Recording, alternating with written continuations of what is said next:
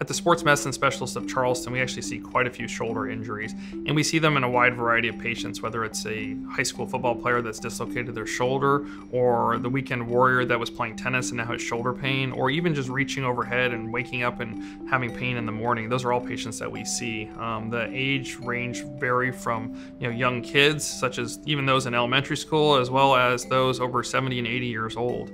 Some of the most common things we see are like rotator cuff tears or shoulder instability. And typically when you come in to see us, one of the first things we're doing is getting x-rays. And then we're really doing a good physical exam on you. I can't stress the importance of a good physical exam. A lot of times we can tell exactly what's going on just by listening to the patient and then examining them. If we need to at that point, we sometimes get more advanced imaging such as MRIs or even special MRIs where you can see some of the specific pathology or structure that's causing the problem. And at that point we come up with a plan, whether it is surgical or non-surgical. Many times these can be treated without surgery. We do a variety of injections and non-surgical treatment options in the shoulder. Some of the injections we do are not only just steroid injections, but we also do more orthobiological treatment options, including platelet-rich plasma or PRP.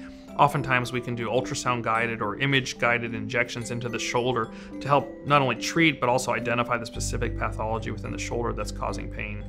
We treat a wide variety of shoulder problems, and many of these can be treated minimally invasive or through arthroscopic surgery, which is essentially small little poke holes where we're sticking cameras inside the shoulder to repair structures where in the past we potentially would have to make larger, more open incisions. Oftentimes we can treat surgery or pathology such as rotator cuff issues or shoulder instability or shoulder dislocations through these very minimally invasive techniques.